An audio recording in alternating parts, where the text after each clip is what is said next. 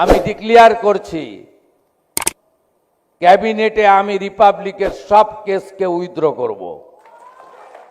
আমি দুটো এক্সাম্পল দেখছি আগের সরকার কি করেছে। আপনারা কোনোদিন এদের ক্ষমা করবেন না। আমি শব্দটা সর্বনাশ আমি বলিনি, স্বামী বিবেকানন্দ বলে গেছেন,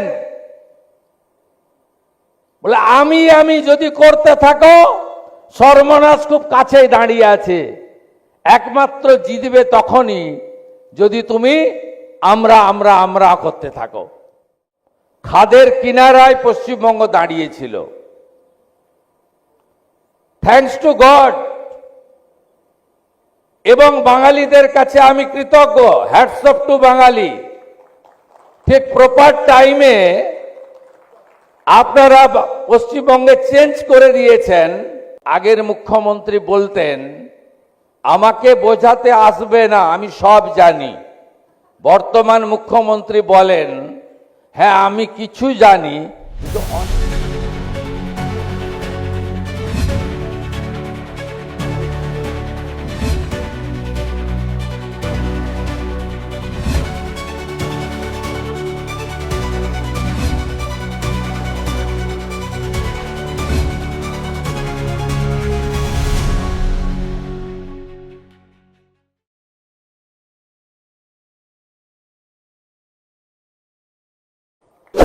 আপনারা জানেন যে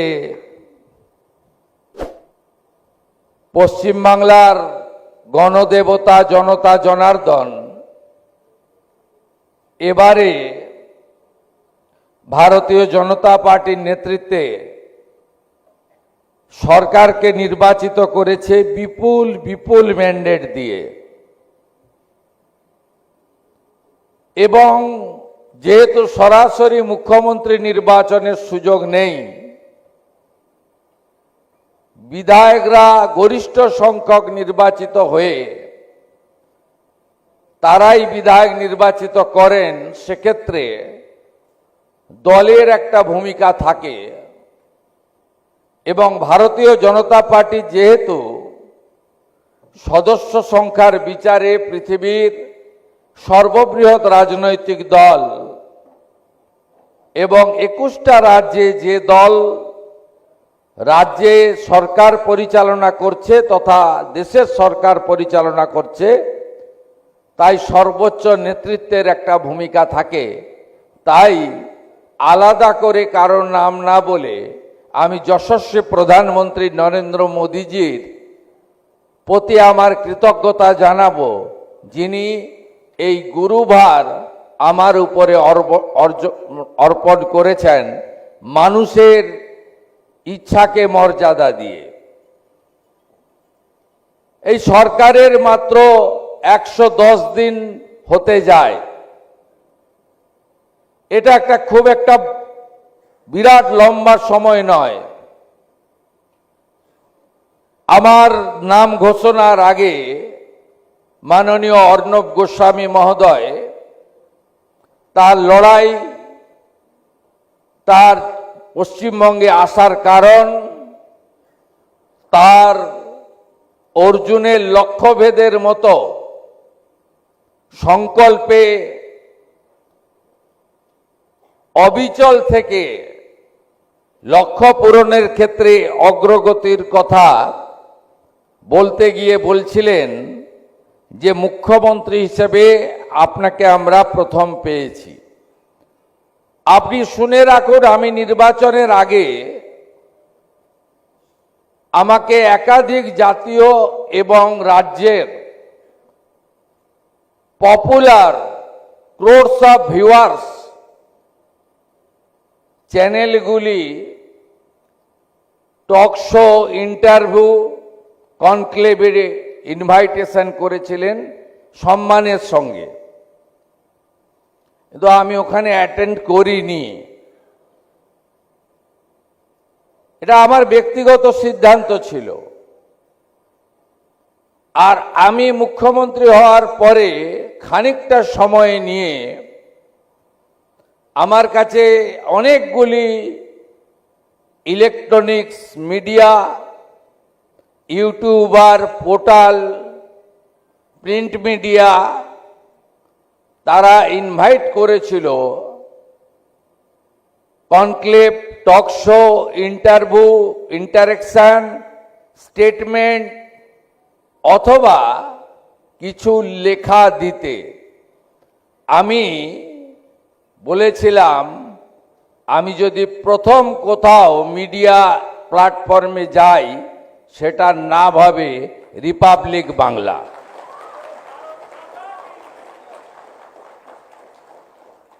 কারণ আমি ব্যক্তিগত জীবনে I started my political journey as a student leader in 1988. তখন কলেজে 11-12 ছিল, পরে উঠে যায়। আমি ক্লাস 11-এ 1987-এ অ্যাডমিশন নিই। 1988-এ আমি ফার্স্ট কন্টেস্ট করি ইলেকশনে, আমার জীবনের প্রথম নির্বাচন অ্যাজ এ ক্লাস রিপ্রেজেন্টেটিভ। আমি এসএফআইকে হারিয়ে জিতেছিলাম 12টা ভোটে এবং আমাকে দায়িত্ব দেওয়া হয়েছিল গেম সেক্রেটারির, স্টুডেন্টস ইউনিয়নের। আমি এই যে লম্বা journey, I elected as a councillor in 1995 in highest vote from ward number 16 in Contai municipality, একটা ছোট্ট মিউনিসিপ্যালিটিতে। তা আমি সবসময় মনে করি যে অতীত যদি কেউ ভুলে যায় তার ভবিষ্যৎ ভালো হতে পারে না।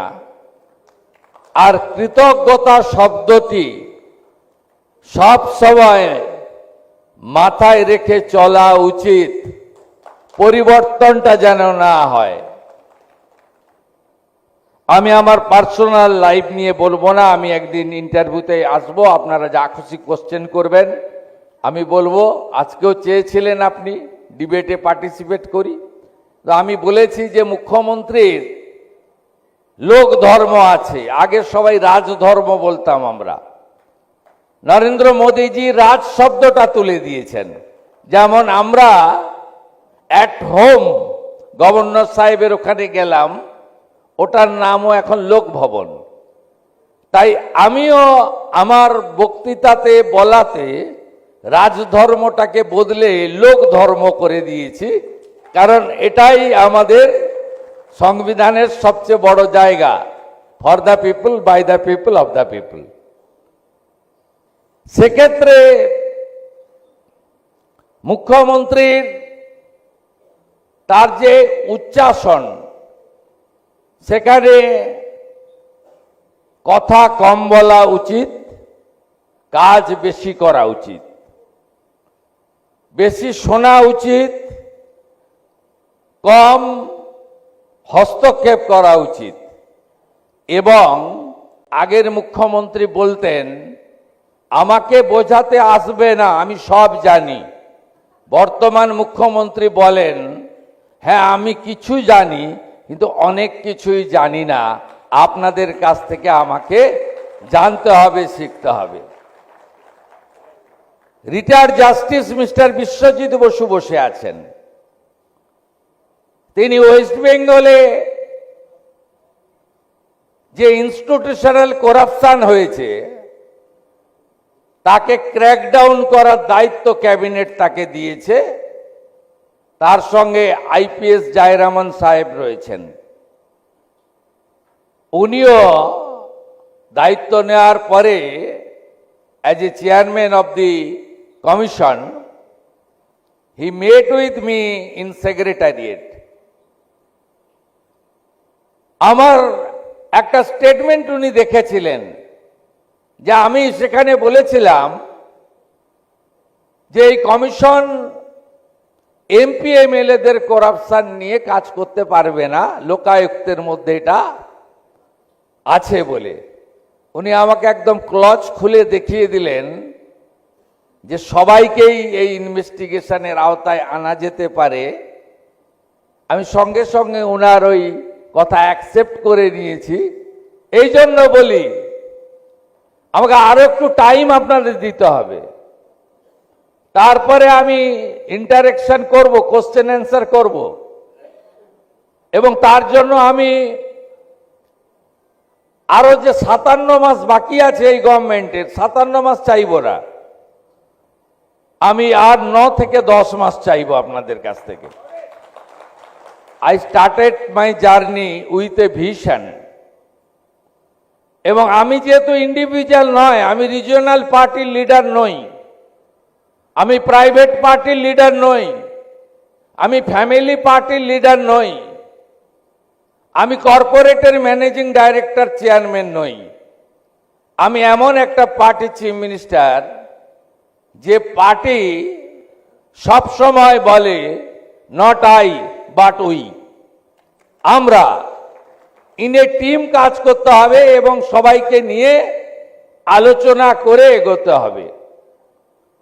তাই এই প্রসেসটার মধ্যে আমাকে যেতে হবে। আপনি যদি বলেন কি দেখলেন আপনি এই 110 দিনে,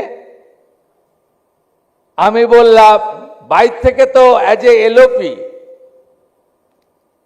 আমি তো দেখেছি কিছু, আপনি দেখিয়েছেন, তার আগেও আমি এক্সসিএম এর সঙ্গে ছিলাম, ওই পার্টির আমি এমপি এমএলএ হয়েছি, আমি মিনিস্টার ছিলাম, কিন্তু এই চিফ মিনিস্টার হয়ে কি দেখলেন পশ্চিমবঙ্গের সরকারের ভিতরের অবস্থাটা? আমি বলবো যা দেখেছি ভয়ঙ্কর। খাদের কিনারায় পশ্চিমবঙ্গ দাঁড়িয়েছিল। থ্যাঙ্কস টু গড, এবং বাঙালিদের কাছে আমি কৃতজ্ঞ, হ্যাটস অফ টু বাঙালি।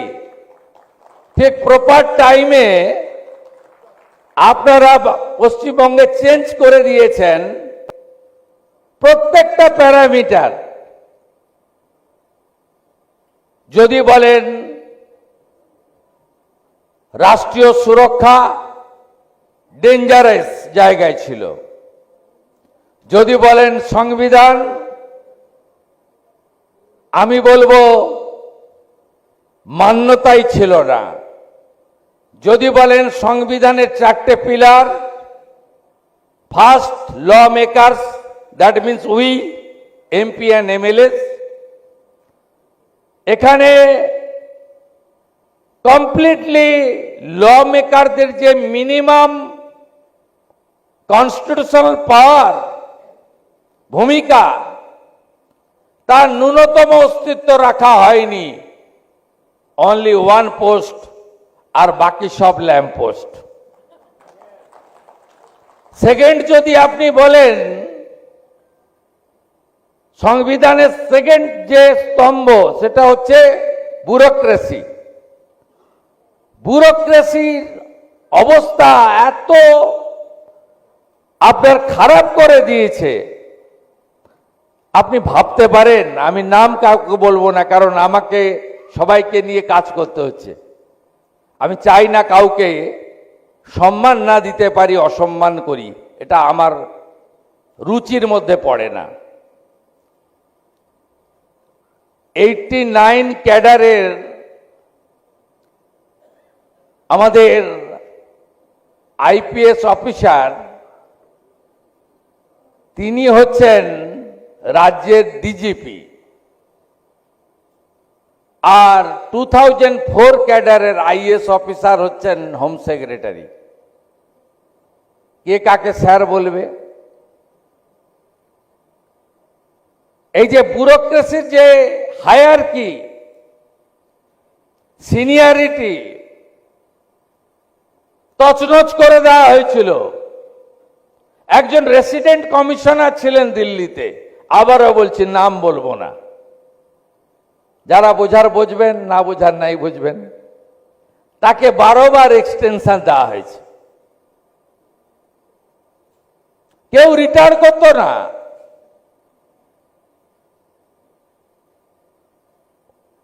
কিছু নির্দিষ্ট ব্যুরোক্রেসির মধ্যে গোটা ব্যবস্থাটা যুক্ত ছিল। আর প্রশ্ন করলেই আপনাকে কলকাতা থেকে কালিম্পং ট্রান্সফার করা হতো। এক্স চিফ মিনিস্টার একদিন গেছিলেন এসএসকেএম হসপিটাল ভিজিট করতে, একজন ডাক্তার বাবুকে কাছে কিছু জানতে চেয়েছিলেন। তিনি বললেন, আমি ব্যস্ত আছি, রুগী দেখতে হবে, তারপরে এর উত্তর দেব। ডাক্তারবাবুর কাছে রুগীকে সেবা দেওয়া, তার জীবন বাঁচানোর হচ্ছে প্রথম কাজ। এই অপরাধে তার পেনশন, তার রিটায়ারমেন্ট বেনিফিট, গ্র্যাচুইটি, পিএফ সব আটকে রাখা হয়েছিল। অর্থাৎ ব্যবস্থাটা, ব্যুরোক্রেসির কোনো অস্তিত্বই ছিল না এখানে। থার্ড হচ্ছে জুডিশিয়ারি। জুডিশিয়ারিকে এমন থ্রেট কালচার আমার মনে হয় কোনো রাজ্যে নেই। কি কি করেননি? অভিজিৎ গাঙ্গুলির, রেসপেক্টেড অভিজিৎ গাঙ্গুলির এজলাসে তালাচাবি লাগিয়েছিলেন। কেন? তিনি টিচার রিক্রুটমেন্ট স্ক্যাম নিয়ে অর্ডার দিয়েছিলেন। ফাইনালি সুপ্রিম কোর্ট অভিজিৎ গাঙ্গুলির অর্ডারটাকেই কার্যত একটু ঘুরিয়ে ফিরিয়ে সিলমোহর দিয়েছে। Abhijit Ganguly, respected retired resignated justice, উনি অ্যাটাকড হয়েছেন। Honourable retired justice Biswajit Basu attacked হয়েছেন কোর্ট প্রিমিসেসের মধ্যে। প্রেজেন্ট জাস্টিস অমৃতা সিনহাকে জব্দ করার জন্য ওনার হাজবেন্ডের নামে ফলস ক্রিমিনাল কেস করা হয়েছে। সিনিয়র জাস্টিস রাজাশেখর মান্থা, তিনি শুভেন্দু অধিকারীকে প্রোটেকশন অর্ডার দিয়েছেন বলে তার বাড়িতে গিয়ে অমিত শাহজি এবং আমার কার্টুন একে লাগিয়ে দেওয়া হয়েছে, পোস্টার সাঁটানো হয়েছে। এমন মাল্টিপল নাম্বার অফ এক্সাম্পলস যেখানে জুডিশিয়ারিকে থ্রেট কালচারের মধ্যে পড়া হয়েছে। হায়ার জুডিশিয়ারিকে, লোয়ার জুডিশিয়ারির কথা তো ছেড়ে দিন। ডায়মন্ড হারবারে এসিজিএম ফেভারেবল অর্ডার দেয়নি বলে আলো অফ করে ওই জাজেদের, সাব ডিভিশন কোর্টের সব জাজেদের বাড়ি ঘর ভেঙে তছনছ করে দেওয়া হয়েছে, ইলেকট্রিক লাইন কেটে। অর্থাৎ পশ্চিমবাংলার জুডিশিয়ারি থ্রেট কালচারের আন্ডারে ছিল। Fourth, media. আপনি নিজেই বলেছেন 31 cases lodged against Republic media. সবাই দেখেছেন সন্ময় বন্দ্যোপাধ্যায়কে তার পানিহাটির বাড়ি থেকে মারতে মারতে তুলে নিয়ে গিয়ে পুরুলিয়ার কেসে ট্যাগ করা হয়েছে। এমন প্রচুর উদাহরণ আছে। রিপাবলিক বাংলা তার মধ্যে সবচেয়ে বেশি সাফারার, আই নো। আর as a chief minister, as a home minister, আমি ডিক্লেয়ার করছি ক্যাবিনেটে আমি রিপাবলিকের সব কেসকে উইথড্র করব। It's my commitment.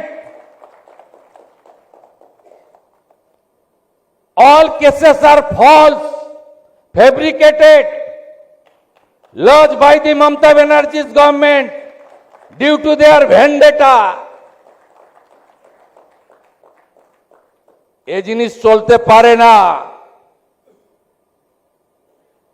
মুক্ত কর ভয়, আপন মাঝে শক্তি ধর, নিজেরে কর জয়। তাই নরেন্দ্র মোদীজি বলেছিলেন, ভয় আউট, ভরসা ইন। এই তো মিনিট 10 পোস্টমর্টম করে দিলাম। এবারে বলবেন 110 দিনে কিছু করতে পারলেন, আপনার প্রায়োরিটি কি ছিল? কোশ্চেন অ্যান্সার না হলেও আমি নিজেই কোশ্চেন করছি, নিজেই উত্তর দিচ্ছি। এই 110 দিনে আমাদের গভর্নমেন্ট বলবো, আমার গভর্নমেন্ট বলবো না, ভাষার পরিবর্তন করতে হবে। আমি শব্দটা সর্বনাশ আমি বলিনি, স্বামী বিবেকানন্দ বলে গেছেন,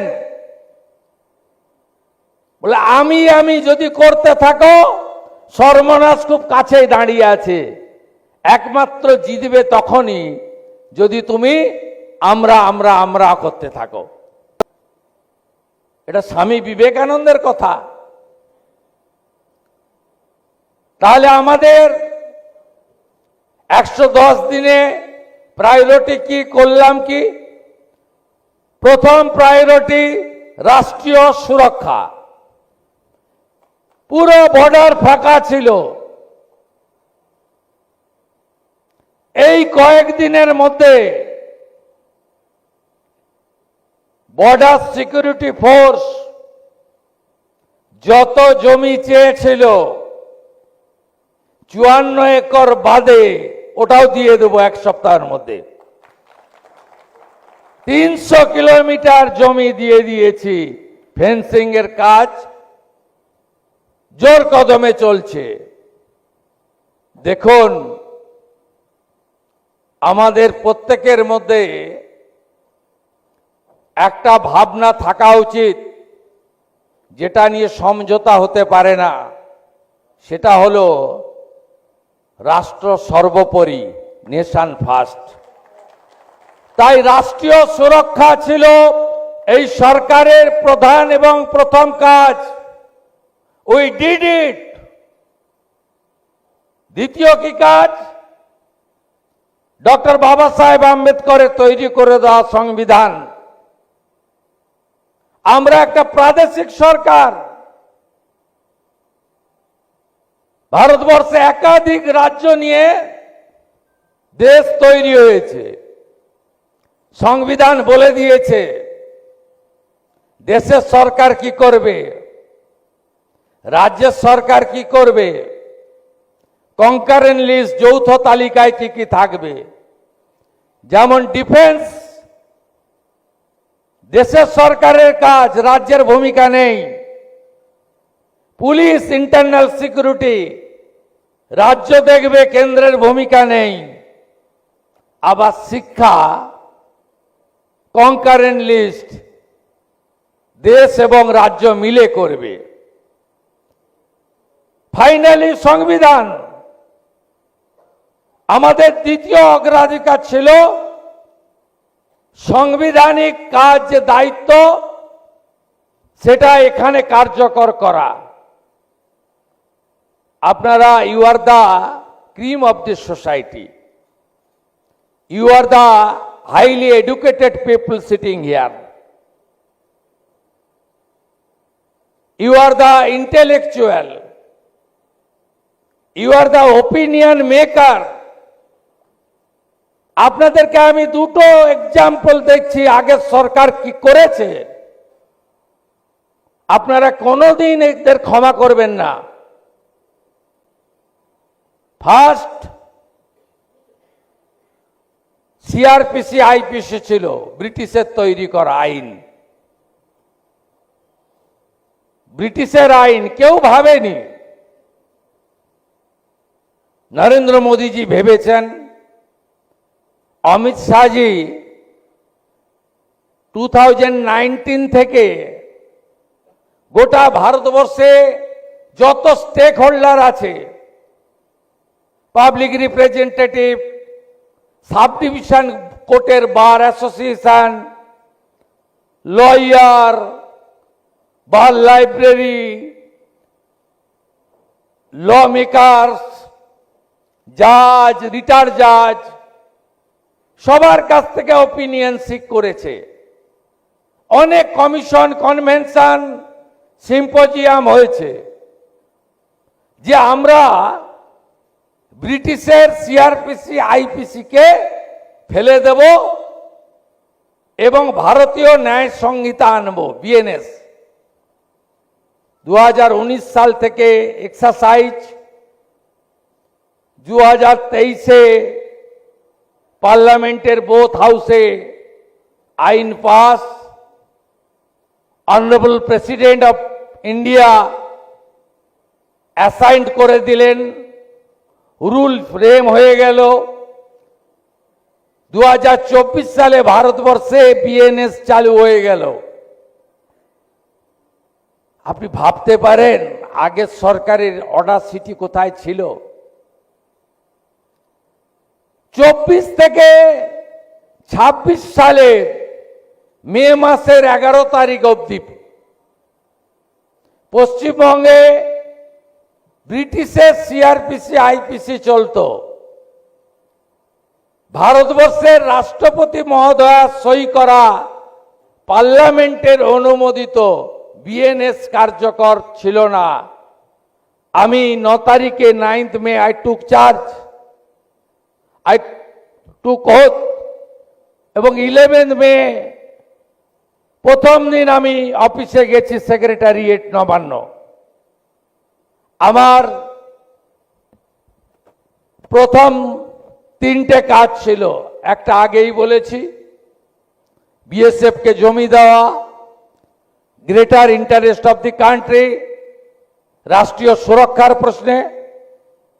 দ্বিতীয় সই ছিল পশ্চিমবঙ্গে আজ থেকে বিএনএস চালু হলো, সিআরপিসি আইপিসি নয়। এটা আমার সাংবিধানিক দায়িত্ব। আর তৃতীয় সইটা আমি করেছি জনগণনার। 16/5/2025 respected Home Minister of our country Amit Shahji wrote a letter to the then Chief Minister যে please start census work in West Bengal.